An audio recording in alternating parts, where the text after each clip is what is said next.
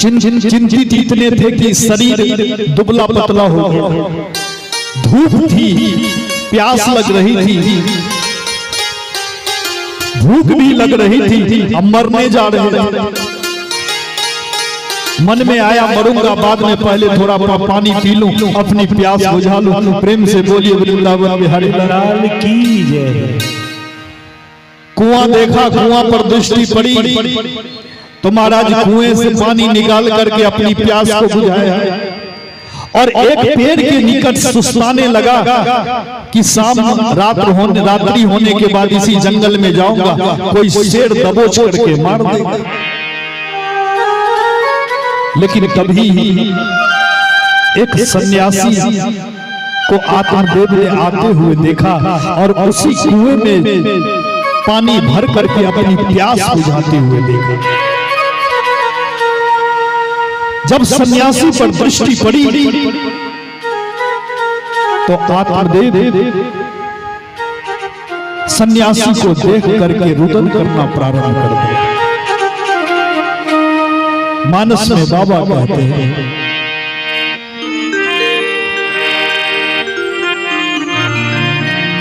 कि अब मोहि भाव भरोसे हनुमंता, अब मोहि भाव भरोसे हनुमंता, अब मोहि भाव भरोसे हनुमंता, अब मोहि भाव भरोसे हनुमंता, बिनु हरि कृपा मिलहि नहीं संता, बिनु हरि कृपा मिलहि नहीं संता, बिनु हरि कृपा मिलहि नहीं संता।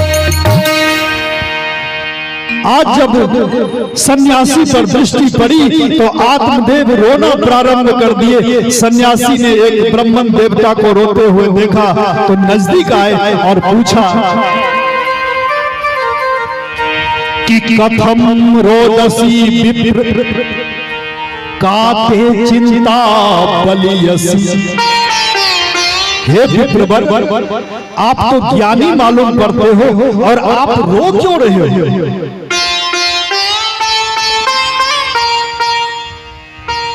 आत्मदेव ने आंसू बहाते हुए कहा कि मेरे दुख का वृत्तांत, मेरे दुख का, मेरा दुख कितना बड़ा है ये मत पूछिए महाराज। क्यों मैं दुखी क्यों हूं? कि जीवितम प्रजाहीनम धिगृहं च प्रजां विना,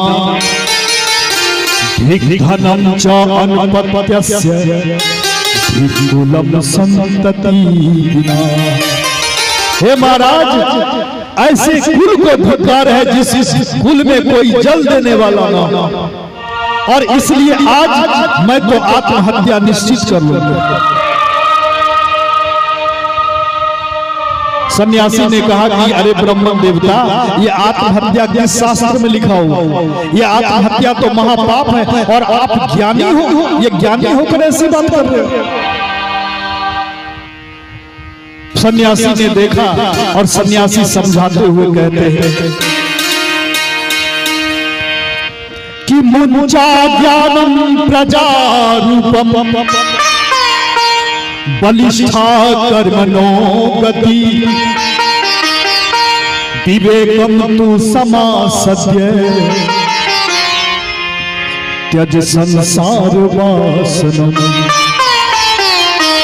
हे ब्रह्मन देवता, कर्म की गति बड़ी बलवती है और इसलिए मैं कहता हूं क्या सब कुछ का त्याग कर दो, मन में कोई विचार मत लाओ और सन्यास को धारण करो, यही तुम्हारे लिए श्रेष्ठ करो। आत्मदेव ने कहा कि महाराज, मैं दुखी होकर के आपके सामने रोने लगा तो आप प्रवचन देना प्रारंभ करते, लेकिन मेरा दुख बिना बाल बच्चे का समाप्त होने वाला नहीं। अगर आपने कोई उपाय ना किया तो आपके चरण पर सर पटक पटक करके आत्महत्या कर लूंगा और आपको ब्रह्म हत्या का पाप लगा दूंगा।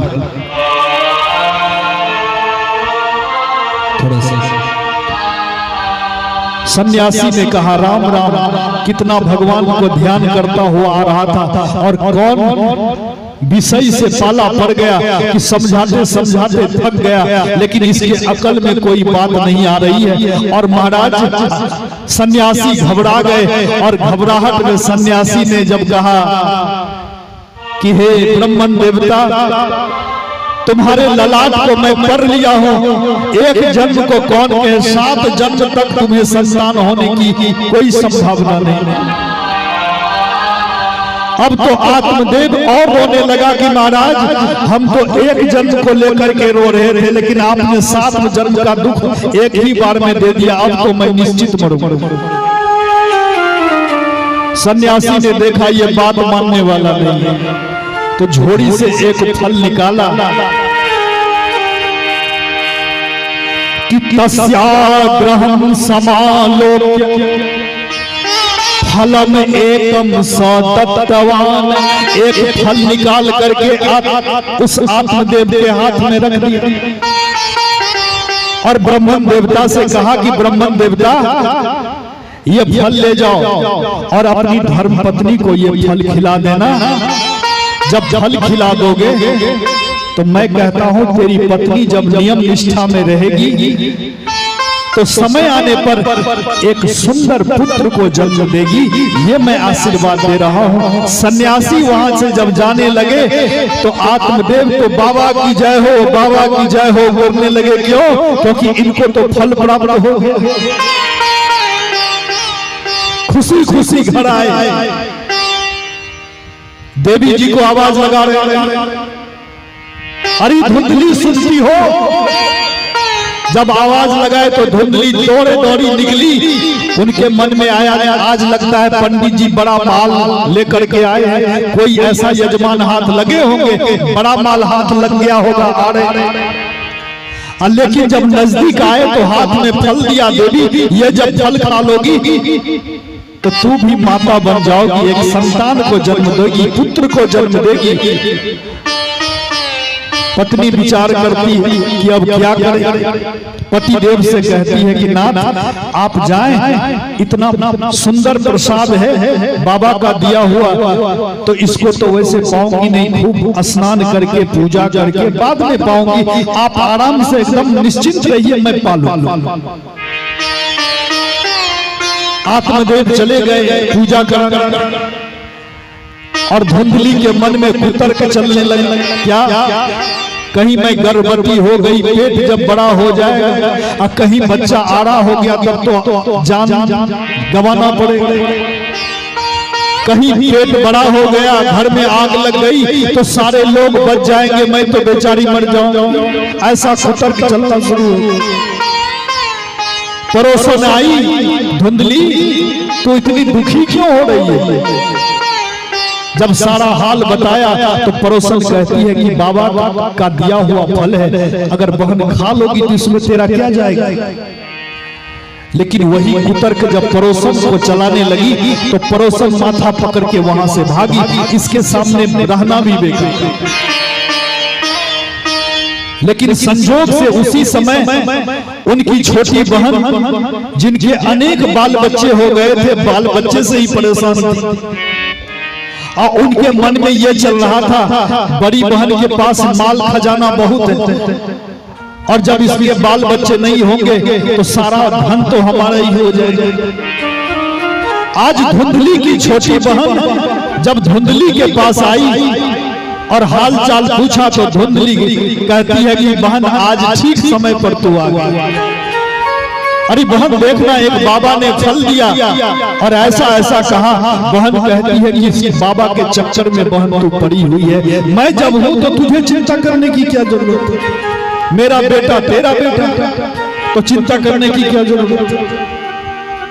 अरे बहन एक काम कर, तेरी गाय जो है ना ये भी बांझ है,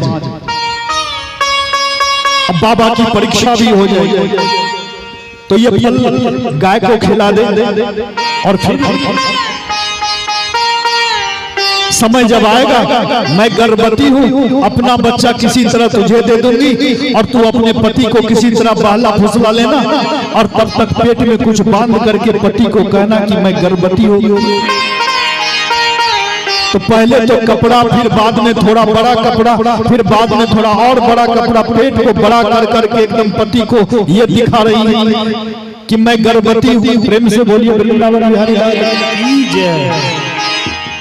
तो महाराज और आज वही हुआ और इस प्रकार षड्यंत्र के द्वारा धुंधली की छोटी बहन अपने पुत्र को धुंधली के पास छोड़ देती है और आत्मदेव को आश्वासन दिया जाता है कि धुंधली बच्चे को जन्म दी है और धुंधली मां बन गई है, सुंदर पुत्र को जन्म दी। समय जब आया 3 महीने के बाद तो गाय ने भी एक सुंदर बालक को जन्म दिया।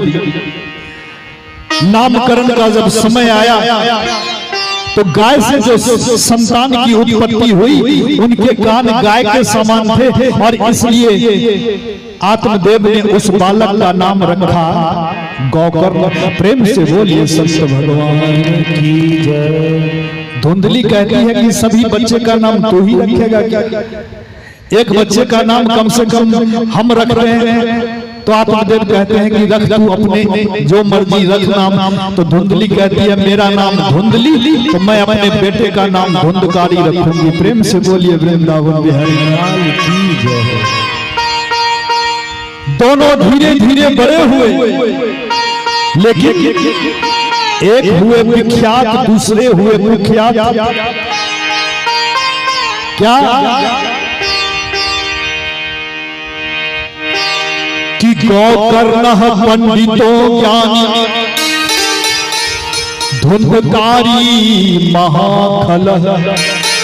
धुंधकारी महाखल हुआ और धुंधकारी 5 देश्याओं के चक्कर में ऐसा फंसा कि घर की सारी संपत्ति लुटाने लगा। आत्मदेव बड़े दुखी हुए, एक पैसा जोड़ करके एकत्रित किया था। महाराज आज बेटा जब लुटाने लगा तो आत्मदेव फूट फूट करके रोने लगे। और जब आत्मदेव रोने लगे तो आज गौकर्ण जी पिताजी के सामने आते हैं और पिताजी से कहते हैं। 2 श्लोकों में गौकर्ण जी ने पिताजी को ऐसा ज्ञान दिया जिसे हम गौकर्ण गीता कहते हैं। और 2 श्लोकों में ऐसा ज्ञान दिया कि महाराज आत्मदेव घर छोड़ करके वन चले गए और वन में 10वीं स्कंद का ऐसा पाठ किया कि महाराज आत्मदेव परम गति को पा लिए। प्रेम से बोलिए वृंदावन बिहारी लाल की जय। गौकर्ण जी ने कहा पिताजी इस संसार में कौन सुखी है?